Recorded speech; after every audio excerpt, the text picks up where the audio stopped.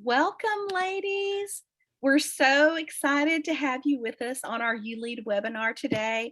My name is Michelle Hicks, and I am actually filling in for Kelly King today. She is on a flight and going to be teaching at one of the seminaries today. So I'll be here hosting us today for our You Lead webinar on planning retreats and events. And so we're super excited to be here.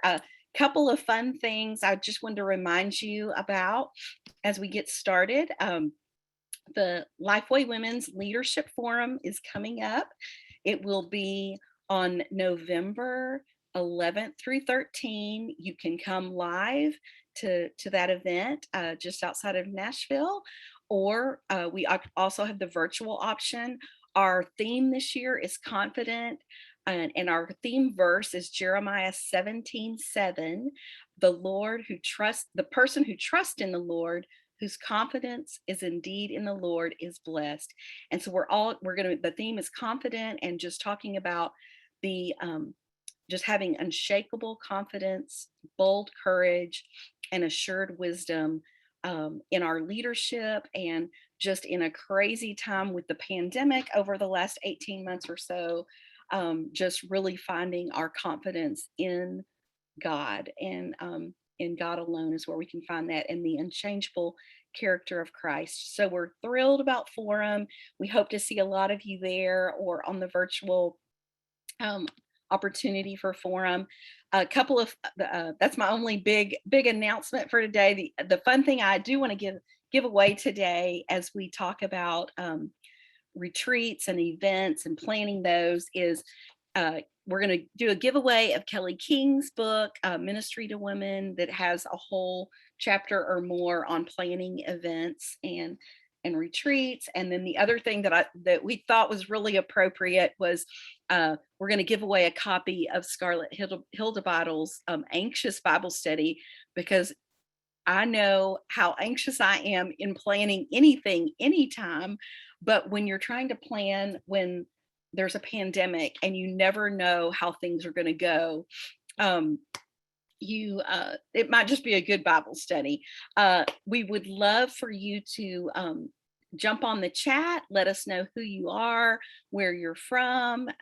We always love to interact with you on the chat, and so we're looking forward to you popping your name in there and where you're from. And we just want to welcome all of you that are joining us. And then also, if you'll remember, down at the bottom of your screen, there's a Q&A.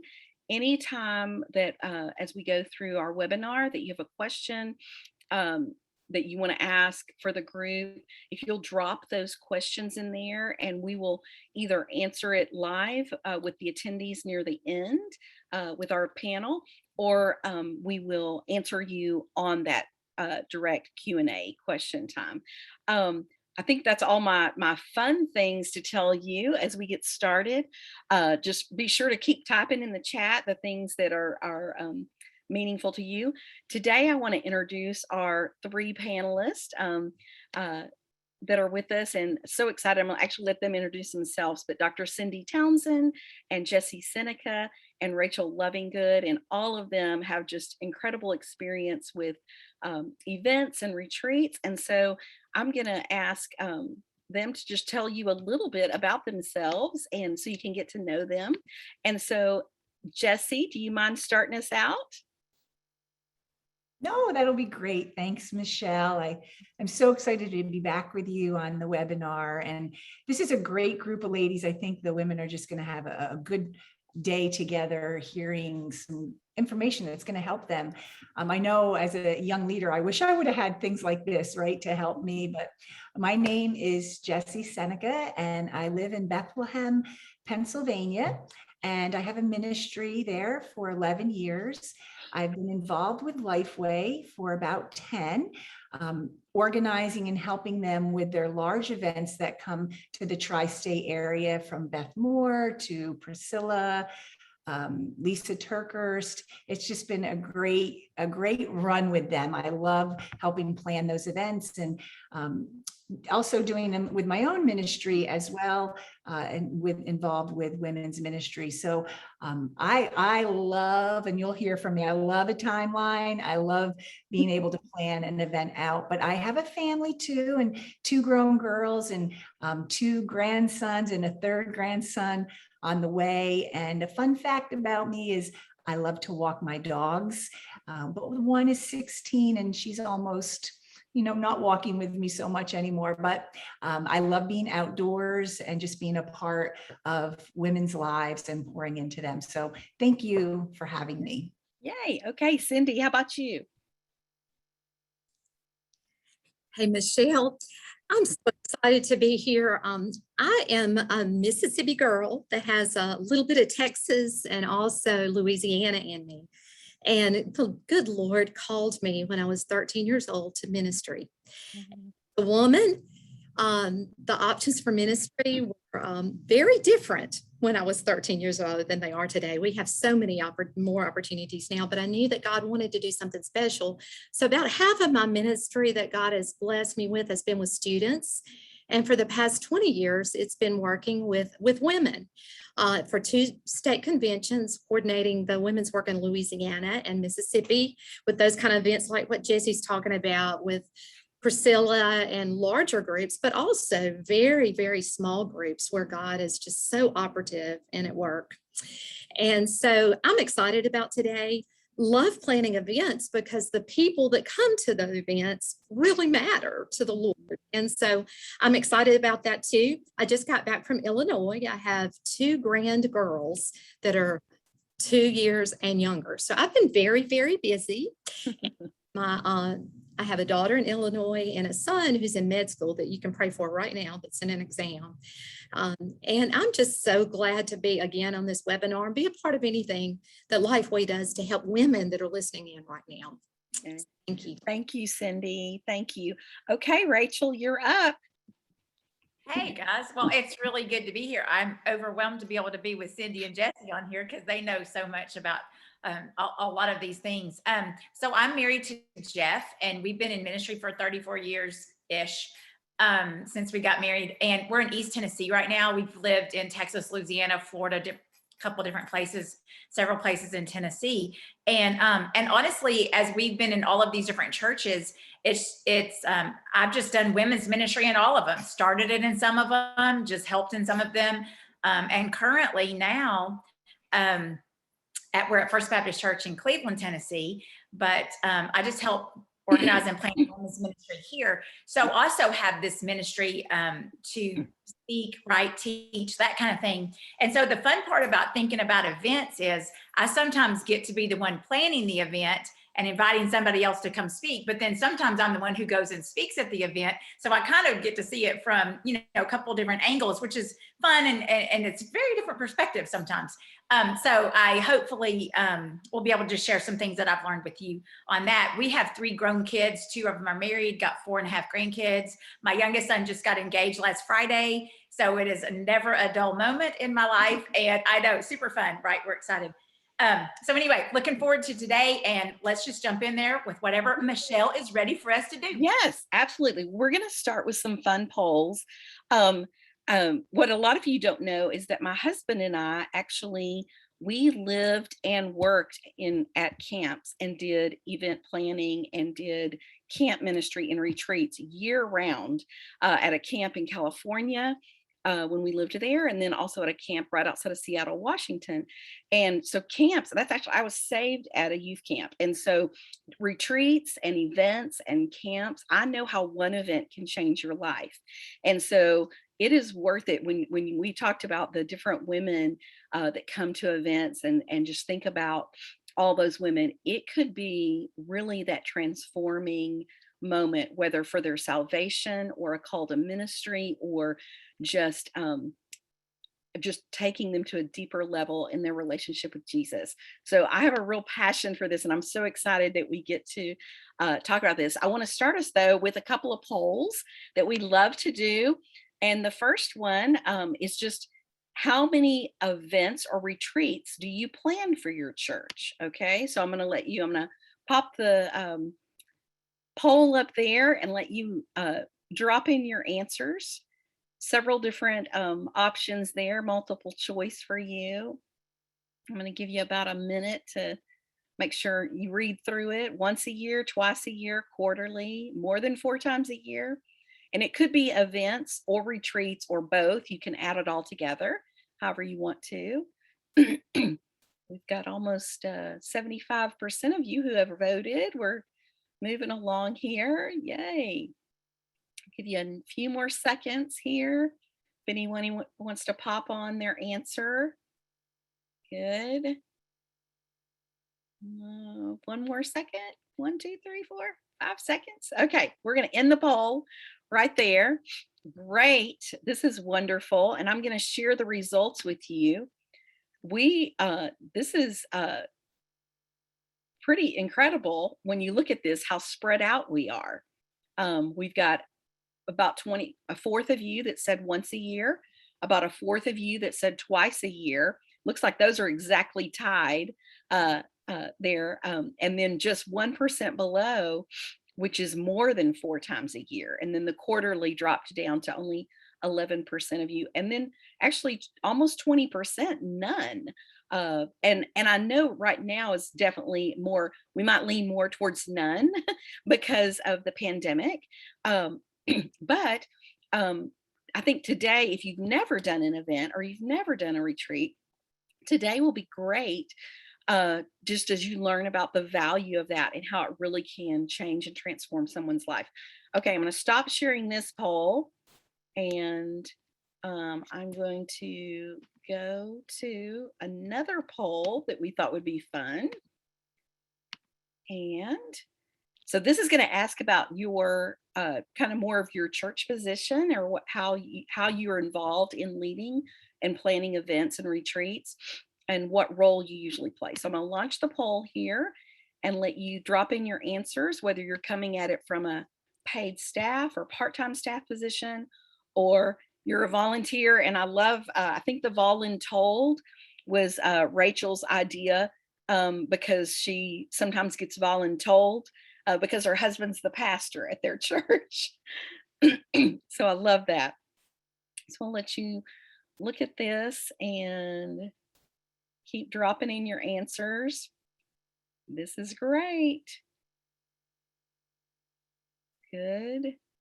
Let me give you a few more seconds. We've got about 75% of you that have voted.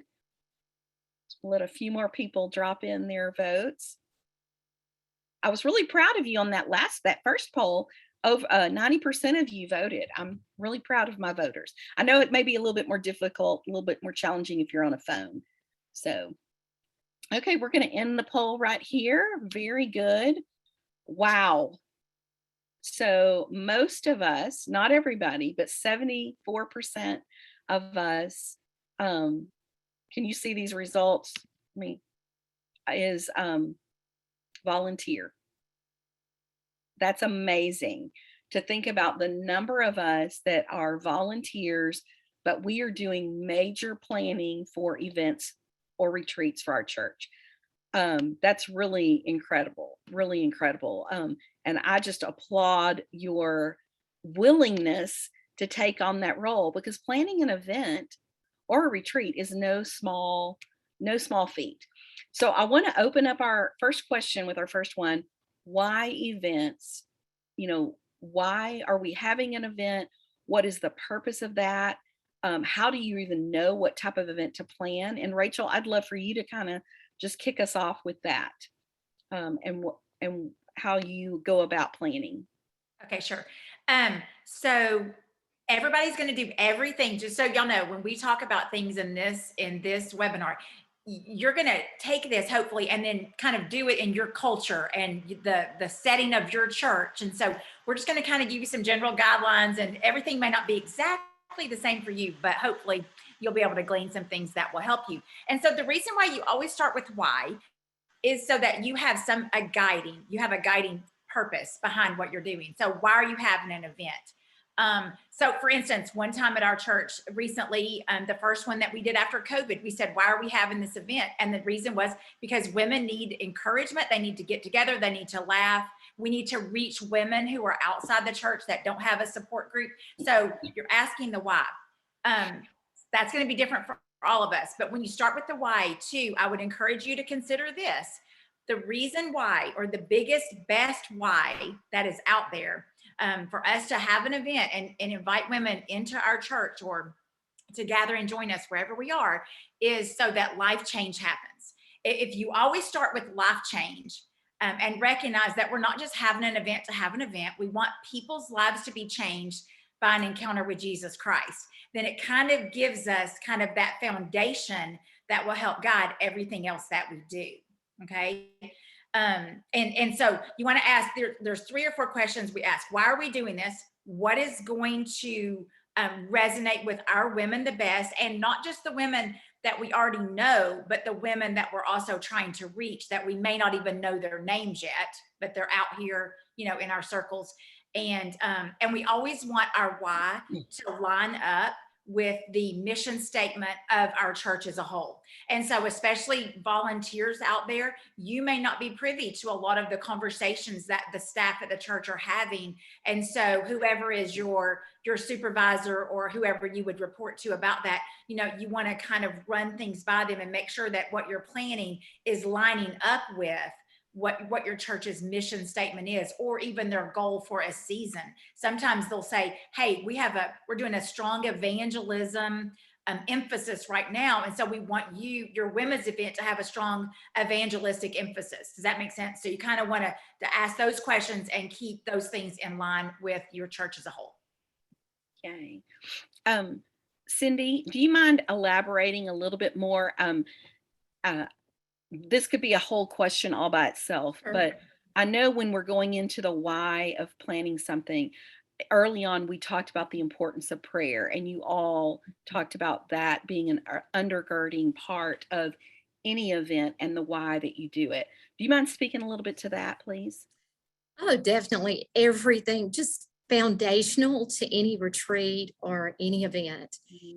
Pulling together those volunteers or that team, that lead team together that has a vision for it, and begin praying and saying, Lord, what would you have us do on this retreat? What would you have us plan on this retreat that would bring you the most glory in these ladies' lives? And prayer is so important because it focuses our eyes on what God can do in an event. It moves beyond just something happening, but something happening that has the dynamic power of the Holy Spirit operating it. And then once you've prayed together and really organized prayer, and I'll speak to that in just a second if we have time, but once you pray together and then you see God at work, then we all celebrate what he's done. When you get on the other side and you say, wow, we prayed about that and we prayed about that, and that was kind of one of those, do you think that's possible? And then when you see it happen, it's such a beautiful thing. I know Sunday night I was at an event. We are starting an adopted church in our women's prison here. And I went, and as I sat in our church in the women's prison, I realized, Michelle, y'all, that behind where I was sitting in that event, at that time in that worship experience, there had been a 1.5 years of women in our church praying specifically by some of the women that were sitting in that room. And very soon they're going to get to go and we're going to have an event on that campus. And there's been a 1.5 years of praying that's preceded it. And that just gets you excited because you know that God has worked in the lives of those you call by name. And the thing is, find someone who has the spiritual gift of prayer, someone who's just a prayer warrior in your church. And whoever that is, whatever age they are, connect them to your retreat or connect them to your event. And if you can, connect them to the names of specific women that are going to attend that. And ask that prayer. We have a couple of ladies in our church that are our prayer coordinators over our events, and they pray over every seat. They organize teams to pray. And so prayer is an important dynamic in the beginning, all the way through, and then the rejoicing on the other end because of what God's done. It's incredible. Unto him who's able to do exceeding abundantly beyond. And that begins with prayer. Okay. Jesse, I know you had an example of this. Do you want to share your prayer example? I just felt like that's the basis of every event, every retreat. And I wanted us to cover that in the beginning as we were talking about this. Sure. Prayer is really, I think it was said, is foundational to whatever you're doing, conference, retreat, one day event, a Christmas luncheon, whatever it might be. I know for myself, Michelle, and you have been someone I've been connected with really from the beginning of Lifeway, and doing the different events for Lifeway and even my own ministry, there was a period where, you have your meetings, right? And you open and you close in prayer and you kind of think you have it covered. Well, the Lord really spoke to me when we were doing the event with Priscilla Shire, her Going Beyond conference. And it was right when War Room came out, her new Bible study, and there was just a lot around prayer. And I thought to myself, we really need to do something totally different for prayer for this conference, because it was a large event that we didn't know how we were going to get the number of women there that we needed to at this arena. And I went to my team. First of all, let me just say this about building your team. What I did differently with this conference was I left space open for God. And I didn't fill every role that needed to be filled. I left those seats open and let God fill them. And it was amazing as we prayed, some of the women that were already on the team, and to watch God bring different women into that team to really be able to take it to another level that we never expected. And so that was the first thing, just allowing space for God to build the team. But then as the team was built, and we were coming from all over, parts of Pennsylvania, so we would have one meeting a month. What we did differently was we started with prayer, but we went to a totally different room than where the agenda and the meeting was going to be, because we all know when we're doing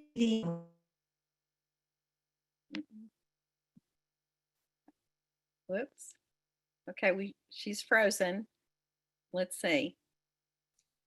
We may have to move on a little bit because I don't know how long Jesse's. Oh, are you back, Jesse? Am I up now? Yep, you're back now, I think. I know I'm sorry, it keeps coming in and out, so let me know if it happens again. But letting God fill that space with women that, he is called for that. And then what we did was, rather than being in the meeting room where our agenda was, we went to a totally separate room and we had prayer for 1 hour, 1 hour prayer time with just our team. And let me just say, what that did was make a huge difference in our team, personally and corporately. And it took us and bonded us as a team and be able to work together even better than what we were before. So once that prayer time was over, then we went into the meeting room and went through our agenda and did all of that. And we did that for over a year. And let me tell you, we know that event, which God did above and beyond what we could ever imagine or think, brought close to 8,000 women to that arena. And we just kept praying and praying and praying and making it a real important part of our agenda. And then this is what I want to say is the most important part of your agenda on the meeting is prayer, and also being in the Word of God and letting God direct you and guide you in the path that you should go. It's great. Thank you so much, Jesse and Cindy and Rachel, getting us kicked off here. We just kind of wanted to say that from the get-go, that prayer is priority, letting the Lord really lead whatever you're planning, whether it's for 10 or 15 women, a small retreat, or whether it is for a bigger, regional event, whatever it might be, to just really keeping the Lord first in all of that. So obviously you're going to create some kind of prayer team. Rachel, I'd love for you to kind of just kick us off on, rallying the troops, whatever it is that you need to build a team to accomplish whatever the event is. How do you get the help to plan it, and kind of and maybe tell us different team options, different roles that people can play. Get Okay. us started there. Sure. So it's real important that you not try to tackle everything on your own, because it'll make you crazy. And honestly, if the only people you want to reach are people just like you, then you can plan the retreat. But whenever we're doing so, or the event, but whenever we're doing something, we realize there's a wide variety of people that we want to reach. And I've got my demographic down pretty good. I know them. And so what I want to do is put people around me that represent all the different groups that I want to reach. So if there's a large group of young moms in our church or in our area, single women, working women, working moms, we recently did something, and we invited some people who we knew had been experiencing putting together blended families. We've got people from different ethnicities, people from different races, cultures, all of that. And so if you want to reach the people, a wide variety of people, then put a wide variety of people on your planning team so that they can speak into it. If you're taking your event down into college age or even older student ministry, bring a couple of those people in there and let them speak into it, so that as you're putting things together and the little details, you're not overlooking any one particular group. Also, here's a fun tip for you, but for every person that you have involved in planning your event, they will bring 5 to 8 people with them. So if you've got a bigger team planning it, A, you're not going to have to do as much of the details, but B, you're also going to reach, and the people they reach are going to be people in their circles. And so you want to kind of do that. Now, how do you find those people?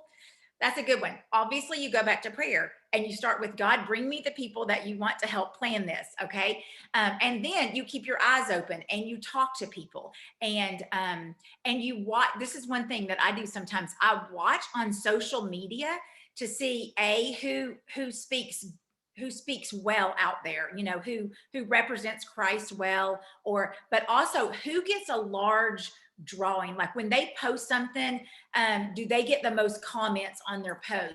Do they kind of have some influence, that kind of thing? I might invite them in to speak into that. Who at church is always when your church is gathering, who is always kind of in a circle of people, and people respond well to them, that kind of thing. You may pull them out and say, hey, could you help me work on something? I've got something exciting to do. If a lot of times, if people know that there's something in the works, an event or a conference or a retreat, that they may come up to you and ask you, hey, what have you got going on? Could I help?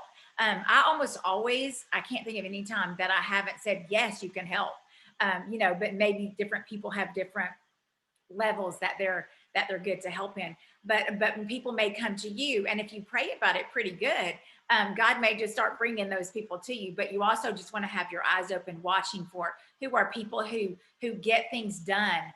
You always need somebody. I am not the make a list and detail person. And when Jessie, I love her, we're good friends. When she talks about a timeline, I'm like, oh, I'm just like the biggest loser on that.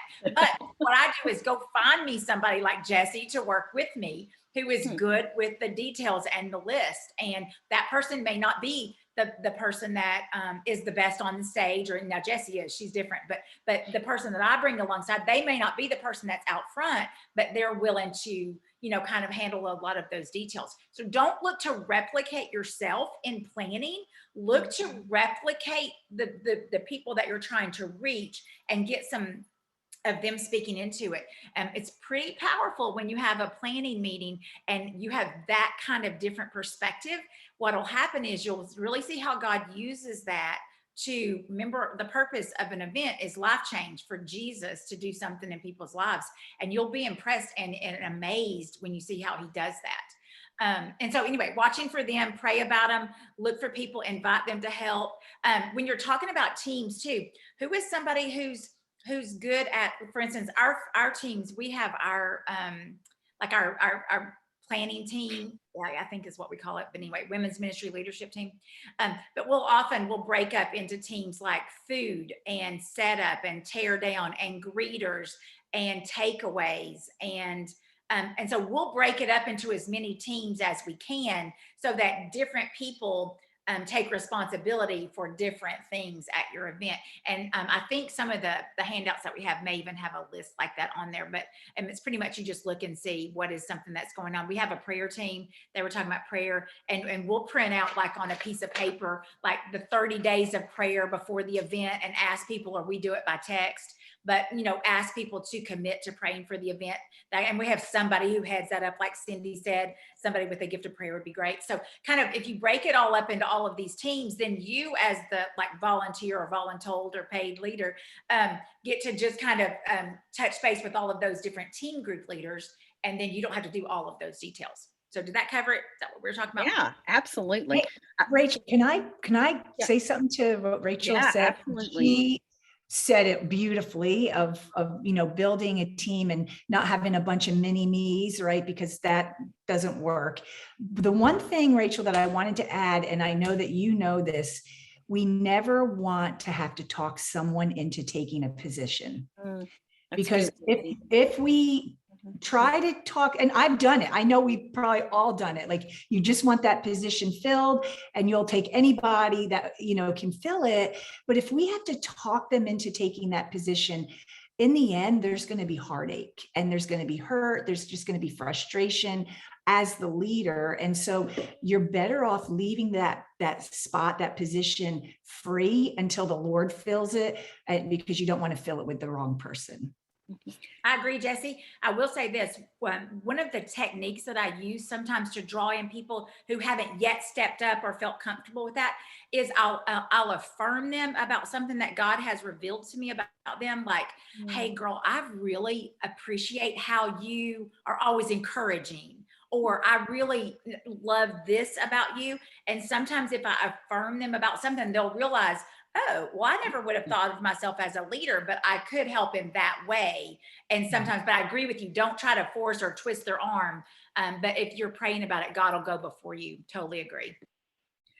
We've touched a little bit, Rachel, you just said, somebody that's in charge of food, and we've talked about prayer. Cindy, jump in there just with us for a minute and talk about maybe some more of those different roles that are really helpful and important when you're planning an event. Really having the right team together just doubles the joy, because there's joy in the journey. As Jesse said, there can be challenge if you have the wrong person in the wrong place, but when they get in the right place, they have such joy. And I would just also, another dynamic might be to think about having your team come together. And if you have someone that wants to be involved and is not really ready to take the lead, have some type of apprentice type program. You don't have to call it that officially, but maybe have for every person who is taking a lead in a different aspect of your retreat or your event, have someone that they relate to, maybe older or younger, walking together and learning from the start of the event all the way through what it took to make that happen. And as women, we love to be co-leaders. A lot of times when we ask people and try to recruit people, at least where I am, people say, I couldn't do that. But they really, really could. But if they had someone with them as a co-leader, then it kind of divides some of the heaviness of it and if this messes up, it won't be just me. But they can brainstorm together. And so a lot of times I would just encourage kind of doubling up your team, having the lead person maybe of prayer and someone mentoring, just following, just the mentee following every step they take, so that when the next event or the next retreat rolls around, you've doubled the woman power to get things done, and plus the joy of it all. And that's just a thought, and putting teams together and having the right people in the right place. I know I will never forget one lady saying, I have the gift of hospitality. And so I put her greeting everybody at this particular retreat. And I watched her at the door, and she was very, very hesitant. And she would back off. It was not her place. And I thought, well, she has the gift of hospitality. And she told me later, she said, hospitality in that I like to decorate that table. I like to make sure everything's in place and it's beautiful, but somebody else needs to be the greeter at the door. So having your team in the right places is so important. They can use their gifts that God's given them to develop a retreat or conference. And that's pretty exciting because they know that God is using that gift. So that's good. That's just great. Another thought. Come along beside. We may talk a little bit more about hospitality and some specific roles in a minute, but I did want us to go back to Jesse when you mentioned your love for timelines, because sometimes you don't know really all the different roles you need on a team until you know exactly kind of what you're doing, and you plan it all out, and sometimes you can get somebody to fill a role and can help out. They can help out for this month or this month, but they can't help out for the whole year, for the long haul. So tell us a little bit more about timelines and just how you've used a timeline in working with events or planning.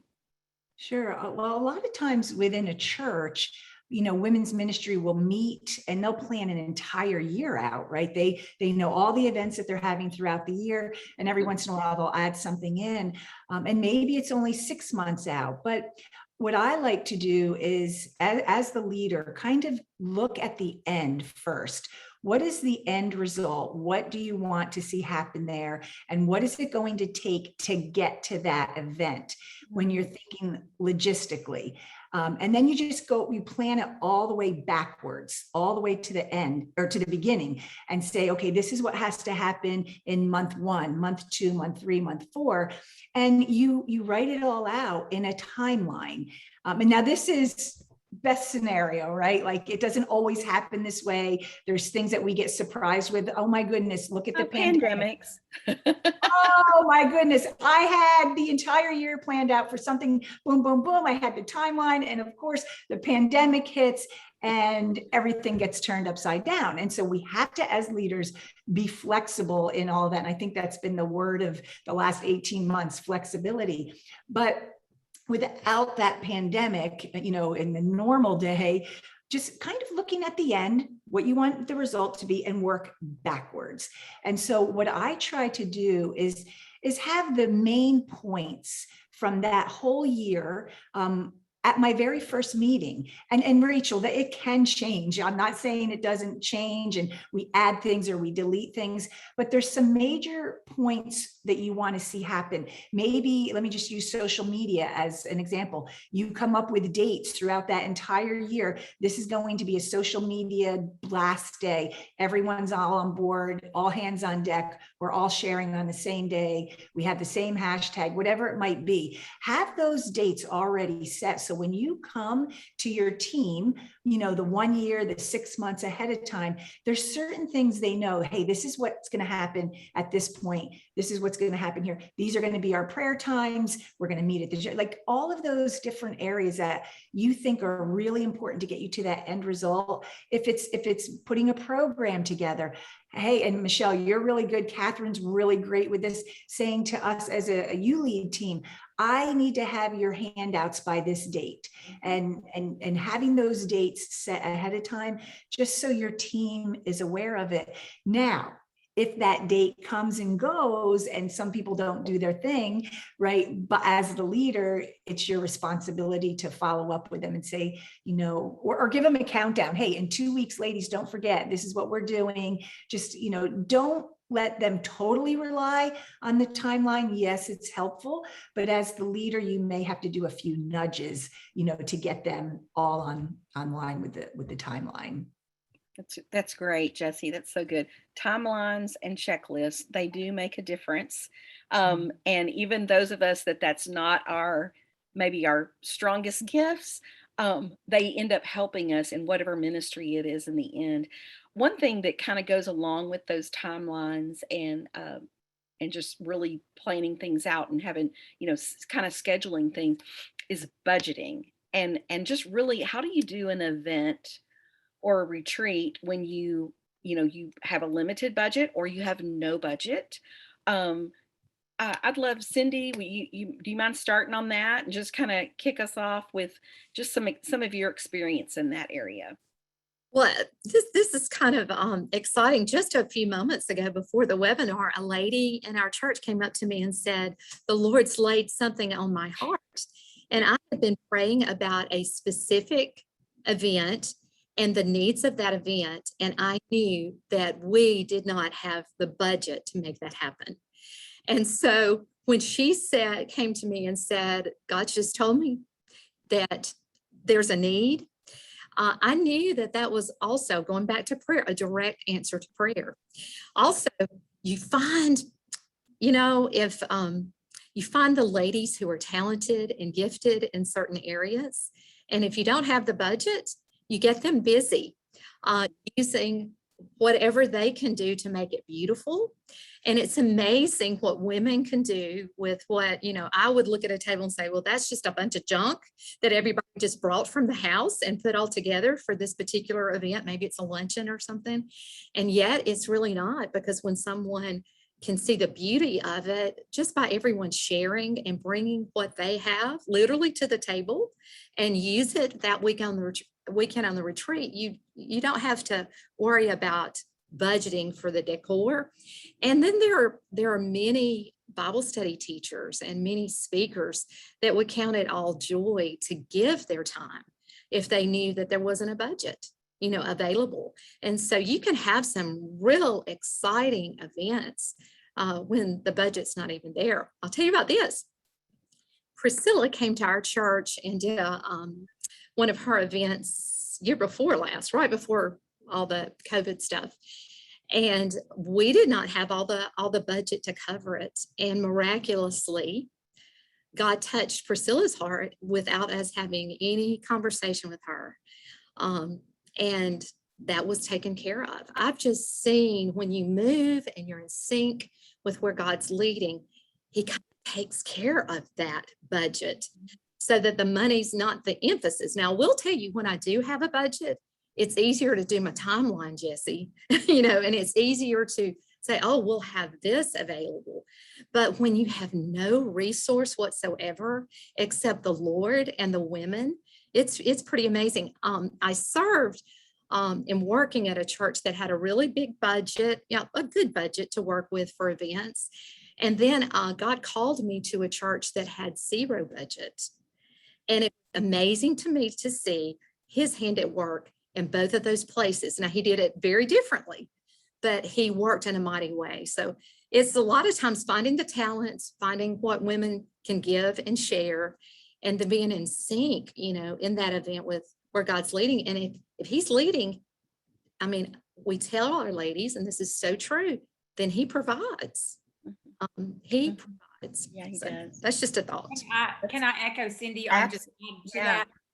Some of the most powerful women's events that we have had at our church have been when we've invited women in our church to tell their own story. So they don't even, sometimes you do have like a great Bible teacher or speaker, but sometimes it's just 3 different women who have some, and you may have a thread of connection for them, but to just tell their story. And then you have a good worship leader, or you have a younger worship leader who may not be on staff, but is really great with the guitar and, can whatever, and using your own people saves you so much money. We have a lady who has a nursery, and she just brings us some plants, and then we just put them back in her car and she takes them back. And one time we had an event, we just wanted ferns, and we just put out there, hey, can everybody bring their ferns? And we had like 75 ferns or something, because if you like ferns, you got some of them. And but you just put everybody's name on them and make sure that they get them back. But those kind of things, you literally can throw a no cost event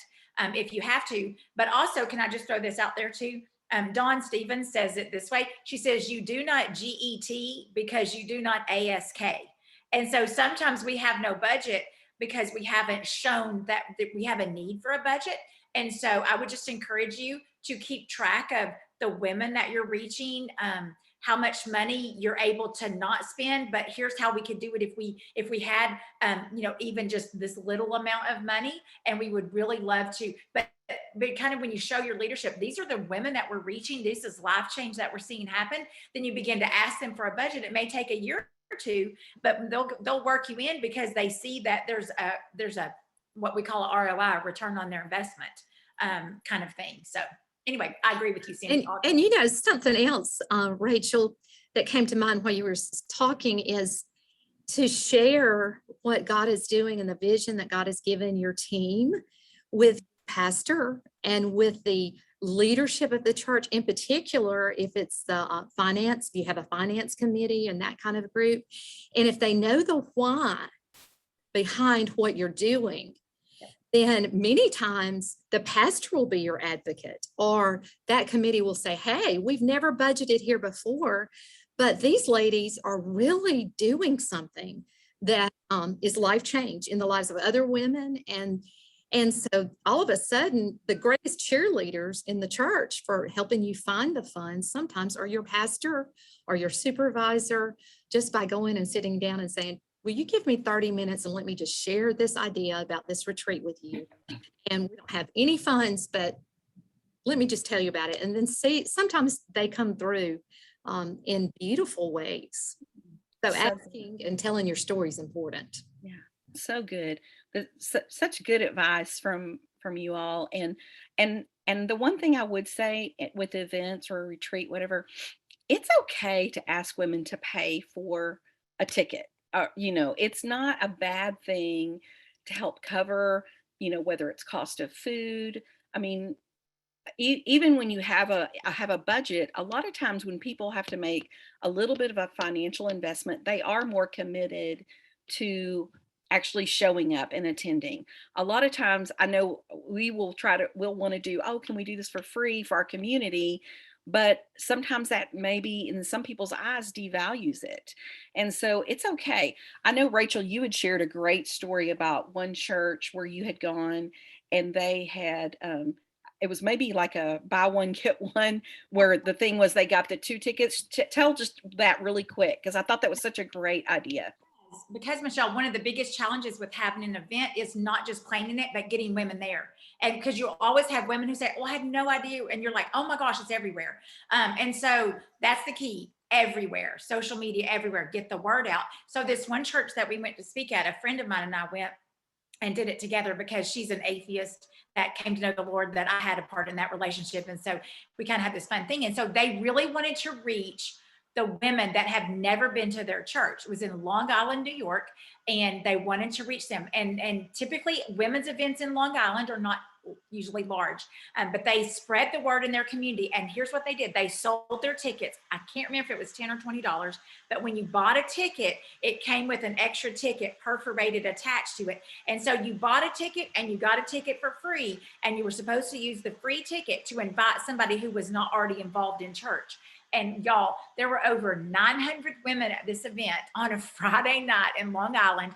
And when the pastor's wife greeted everybody and was setting everything, she said, how many of you have never been here before? And over half the room raised their hand. So things like that really do work, even in places that it's not as easy to invite sometimes. So I love that. But I do think that's one of our biggest challenges, is getting women there and getting the word out about what we are doing. But here's the reason why women come to your event. They come because they think it will meet a real or perceived need. They may have a perceived need that they need fellowship, or they need to get out of the house, or they need a break, or they need to laugh, or whatever. We know their real need can be met by Jesus, but we sell the event to them by showing them how it will meet their perceived needs. So that's something you want to keep in the back of your mind as you're planning. Sorry. Great. That's great. While you're on, Rachel, I'm going to go ahead and ask you this next question. Priority, but right behind prayer is going to be so much of the time promotion, communication, publicity, because you can plan all kinds of great events or plan a retreat, but if no one's there, then what was the purpose? If you're not actually, if people are not there to let the Lord do that life change that we want. So how do you, Rachel, if you'll start out, just how do you be creative, and what are just some great tips for promoting an event? Okay, so several things. So listen fast. I'll talk fast. use every avenue available, put it in the bathrooms, all of those kind of things. But also think outside the box. Get some of your people who are good on social media. Do challenges, like whoever can post a video about why they're excited about this whatever event, and gets the most shares, you get your name in the hat for a drawing for every share that you get, or something like that. Sometimes we do those kind of promotional things. Also encouraging people to post about it and then tag people on Facebook or Instagram or wherever. Anytime that you can get the pastor to say something about it, that's fantastic. From the stage. However, a lot of times at our church, what they'll do is right before the event, they'll allow me or another, so far it's been me, but I'm sure they could use somebody else, but to make the closing announcement and push everybody to go register. Men, get your women, register. What we do too is, if we're going to do a shirt, make them cute, and we'll get them early and wear them around so that people can see that. My husband came up with a strategy years ago that works on getting people to events. And real quick, this is how it goes. You take your team. It works for if your church has 100 people or 10,000 people, this works. So you just change your numbers, okay? But you get your team together, your core team, and let's say it's 10 or 20 people, and you sell them on the vision of the event, the why we're doing it, what we want women to walk away with, life change that we want to have happen. You're praying about all of this too, okay?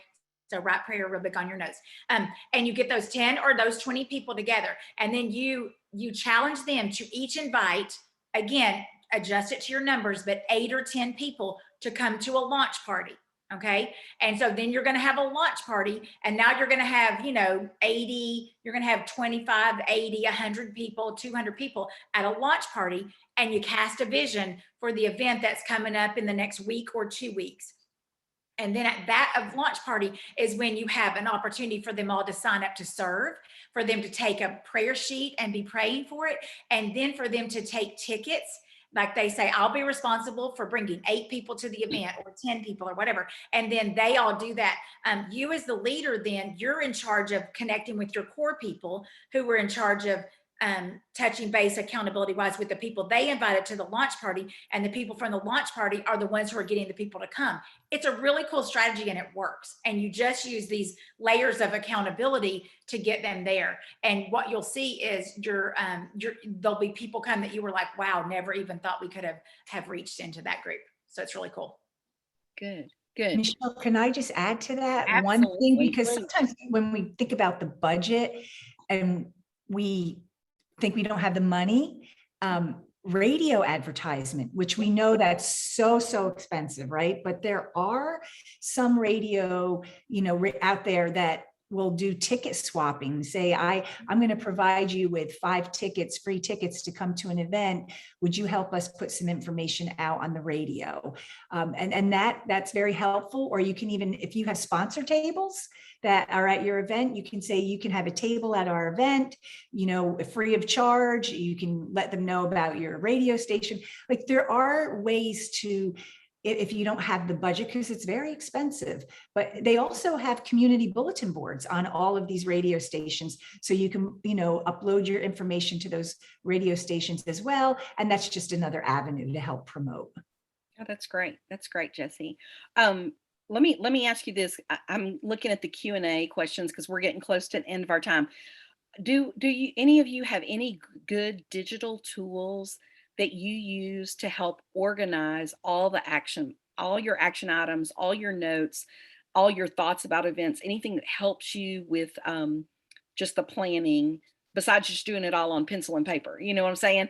Do you have any kind of digital tools at all that you all use? Are they wanting it to be available to their whole team? I'm wondering, because if they are, there's the Google documents, there's Google, like an Excel sheet, and you can put all the information on there, and then your team members all have access to that. So you can, I actually I have an event coming up this Saturday, and the woman who is the contact at the church went and made a Google document that had everything listed, from greeting someone walking in the door to, having coffee ready, to the PowerPoint, to all of that. And it was all in one document. So we could go into that document and check it off. We've got this, we've got that. And it was really helpful for us to to not have to be calling each other all the time, texting each other, emailing. We could just go right into that document and be able to see, okay, this task was taken care of. This task still needs to be. However, saying that, I still do think it's vital to have even a Zoom meeting call or in person if you're in the church, to make sure that that's all, ducks are in a row. But I feel like a Google Doc is really helpful for a team to be able to access that. That's good. Somebody else actually there, it's Asana, ASANA. They said that is something that they use, that maybe with their church that might be helpful. I'm not familiar with that, but somebody did type that in. I do want to go back, Rachel, to you on the launch party idea. And I know, Jesse, you could speak into this as well, and Cindy too. But besides casting the vision, can y'all give a little bit more details of what that would look like? That's one of the questions that came through on our. We've actually done it two kind of major, two different ways. One way is we invited everybody there, and it's short, like 30, 40 minutes. We did the very first time we did it big, balloons, kind of had fun, some worship. We had different tables around with signs of hospitality, greeters, food set up, blah, blah, blah, that list of different teams. We had the shirts available. Anytime you can have promo items available in advance, people wear them, and then you start to see them and people say, oh, I want to get one of those. At first, we only sold them there. If you came to volunteer, you got to buy your shirt early, and then we shut it down. You weren't allowed to get them till the event. I don't know, we changed that. Then another time we did it, because we couldn't have a launch party, our schedule at church wouldn't allow it. We did it on a Sunday morning over in we have this little Go Cafe thing, and we set it up there and just put the word out, and we just stayed, and people came through all morning instead of being there at a set time. The whole concept was just to get everybody together in some fashion before the event. Also, y'all, these are some cheap things. Look, there's a cute little pad of paper that we did, because our events are called The Well, and that's a well. These are little key rings, any kind of promotional things that you can do. These are not expensive at all. But what happens is people start using those and carrying them around, and they become your publicity for your event. So using all of those avenues is really helpful. And you can also email me and I can give you more information. I'm sorry. No, that's great. That's great. We have to answer this question. So I'm gonna cut off there. But big question. How do you follow up with visitors after the event or after the retreat? So important to have follow-up. How would you all answer that? Cindy, you want to start us off? Sure. It goes back to that personal touch, but if you have some type of participant card, so you know everyone who has come, and then you put questions on there that they would be willing to share the answer to, and then you go through them. You have a team of women or 2 or 3 women that go through them and sift through that and say, okay, these are active, these are semi-active, and these have never darkened the door of our church, and we really want to reach out to them. And then we have to go back and make assignments. The personal touch, there is nothing better than the personal touch, to call them, to text them, to email them, and then invite them, if they are brand new and have not been involved in our church, to go with us to church, because most people won't come back on their own unless they're with a sister or someone that makes them feel comfortable along the way. I'll share just one thing kind of off topic, but it's important. Yeah. I think you could really follow this formula of all these things and it's not really a formula, it's just a lot of components.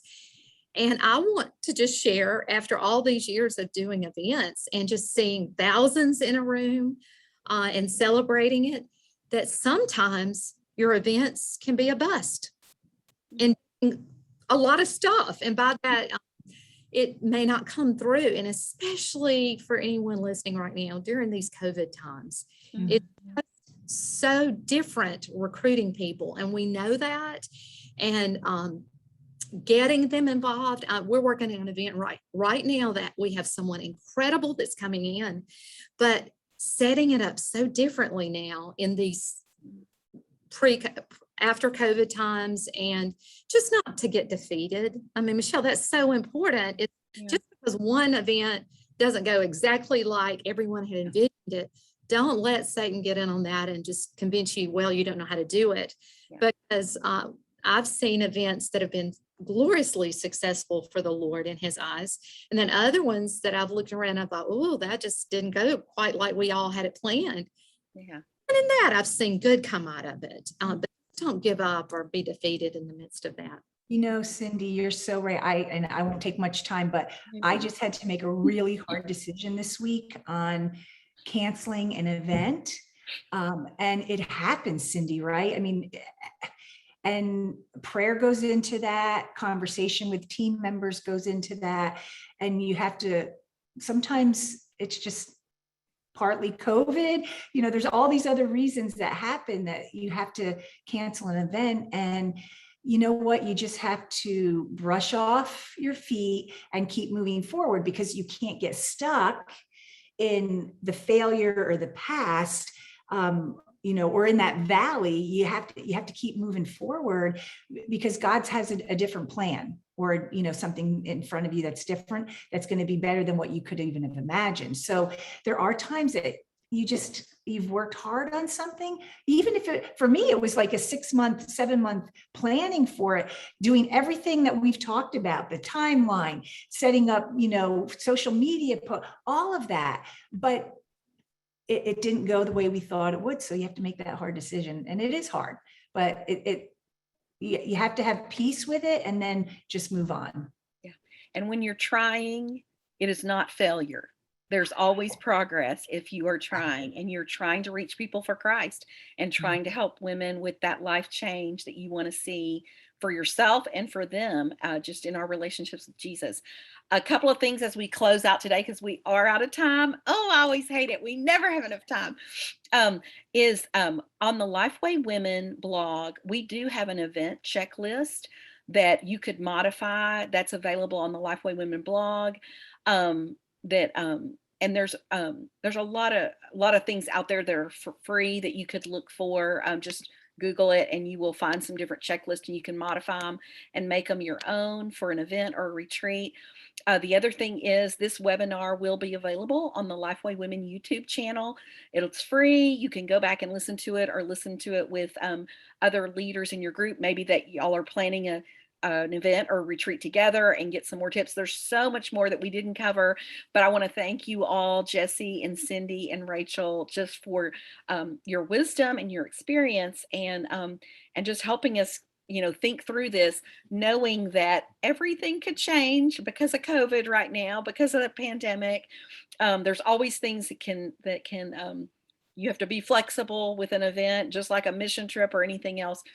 But that every time that you do get together with women, it does make a difference in your lives, and it is so important. And you never know when it is going to be that life change that someone is going to come to know Christ for the first time. So thank you all for being here with us today, and we will look forward to seeing you next time. Thank you so much. Have a great day.